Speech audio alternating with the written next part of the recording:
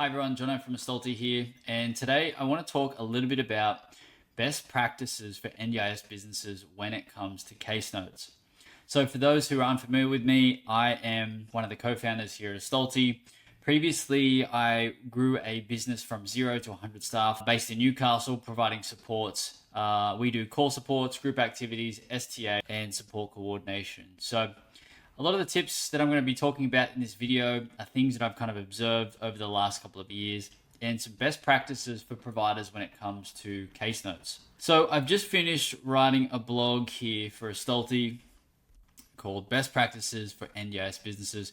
I'll put a link in the description to this, but I just wanted to talk to a couple of these points as I'm kind of going through them and explain them in a little bit more detail as well. So I guess the whole blog is around best practices, and one of the things that I often hear is from core businesses or businesses that provide core supports is it's very difficult for business owners, managers, team leaders, etc., to get their staff to complete case notes. Now, often prolonged over a period of time, if you don't address this problem, it will often lead to performance management. Now, one of the things that I always do before I go on the path of performance management is I always make sure that I provided clear expectation, that I provided thorough training and information around what those expectations are. And that's kind of my thought process and my mental model before I provide any sort of feedback or performance management. And if I haven't done that, then I'm not going to go ahead and performance manage someone who I haven't set clear expectations for, haven't provided appropriate training. And in some instances, it's really just a reality check for me to be like, we've done training in XYZ. I haven't completed training in this specific thing yet. That's a trigger for me to go back and revisit the topic, whatever that might be. So if you are a new business just kind of starting out, it can be tricky to make sure that you're instilling the right expectations throughout the team.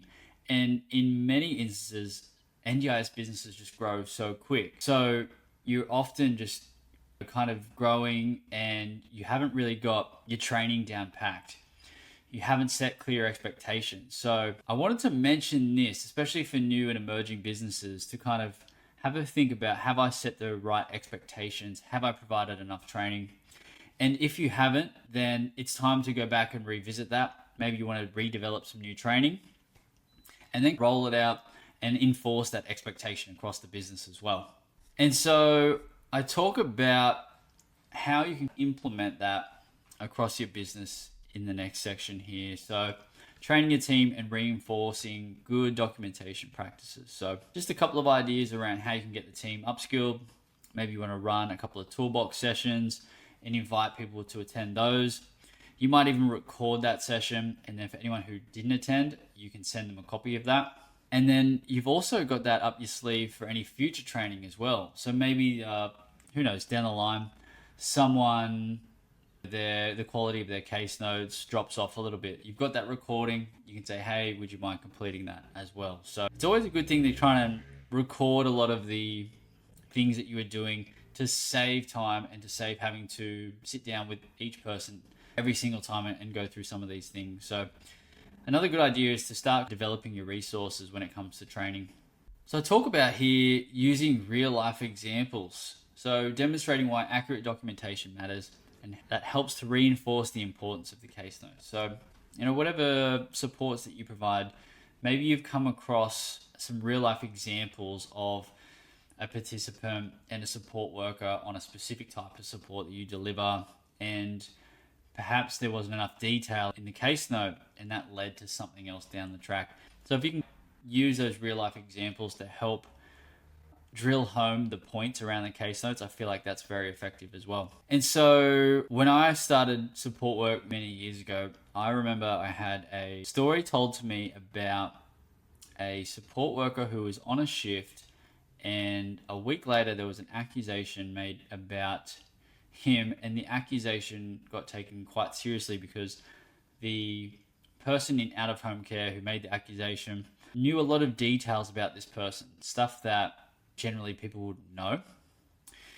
And what had happened is the support worker had actually lost his wallet, and the person in out of home care had found it, which is how they had all this personal information about this person. So, but the support worker documented the fact that they lost their wallet, and it gave additional context to the whole situation, which allowed the people doing the investigation to figure out, hey, this is how they got the information. So that always stuck in my mind around when you are case noting, put as much information in the case note that you think is relevant. You don't want to go overboard, but at the same time, if there's anything important and it's critical to the support or critical to documenting, you want to make sure that it's in there. So I feel like that's how you can really get real life examples to resonate with people, and for people to, when they are doing their case notes, to have a think about the story that you told at the toolbox session about case notes and their importance, and that triggers in their mind to go, hang on a sec, I need to document whatever it might be. So I think that's a good way to make sure that it resonates. Another thing that we like to do is using a template for consistency. So what we found previously, before we used to use a template, is often people would write 1 or 2 sentences, 3, and notes flowed all over the shop and there was no consistency. And we implemented a template. It's a little bit different to what we've got here, but it allows for people to not have to do as much thinking when it comes to, oh, that's right, I need to document the medication. Or there was a concern on the support, I need to document that. Or next week we're going to this place and we're going to try this new activity. And so giving people a template, make sure that all the notes across the business have the same kind of structure and have the same flow, which I like. And then it just takes a lot of the thought out of it, or having to try and remember, I need to document this, I need to document that. All the various things that a provider may have, NDIS goals, what was worked towards, all that sort of stuff. So I really like that idea of using a template, and I definitely encourage people to implement a template in your business as well. And so case notes, when is the right time? So some organizations have, you do your case notes directly after. Some allow a couple of days to go back and do them. Some people do them during the support. And we do a bit of a mixture of all three, depending on the participant. So we try and communicate to the participant that, hey, at our organization, the last 10 minutes of the support is spent documenting the day, what you guys work towards, what goals you achieve, what's the plan for next week, and encouraging the participant to get involved in the process, because they can share their insights around what they like, what they didn't like, what they want to do next week. And I really like that forward thinking because it's proactive. Sometimes if you just go to a participant's place, you've got nothing in mind, it can be difficult to come up with a plan on the spot. So if you use that time at the end of the support together, you're talking about what we're doing next week and things like that, I feel like it just makes for a much more productive and proactive approach to support as well. So, and this idea of doing the case notes together is not something that we've come up with. We actually adopted it from Open Future Learning. There's a great module on partnership documentation, and it just encourages this kind of person-centered approach to documenting time together rather than being separate, documenting about the other person, and just getting their insights into, like I said, what they liked, what they didn't like. And I think for people in office roles, team leaders, client liaisons and things like that, it's great for them to get insights into what the participant enjoys about their support as well. Normally you're just hearing it from the support worker's perspective, but to hear it from the participant's perspective is great. It's really refreshing and just gives you, more insights, which I really like. All right, tone. So this is a big one, and I feel like this can be a bit of a learning curve for a few people, especially if they're new to support work. But making sure that case notes are professional, objective, written in the third person as well. And I feel like writing them in the third person allows for the person writing them to be a little bit more objective. And it allows the support worker to not give information that's subjective or information that can lead to any misunderstandings as well. Another important thing is to regularly review case notes. So if your organization hasn't got a process in place for reviewing case notes regularly, I highly recommend implementing something where you're reviewing them on a weekly basis. Often we will review case notes and we can find things that probably should have been an incident, or require someone from the office to debrief with a support worker to find out more information. Might have to call the participant and get some more information. And it also, sometimes when let's say you onboard a participant, you get some information, but you don't get it all.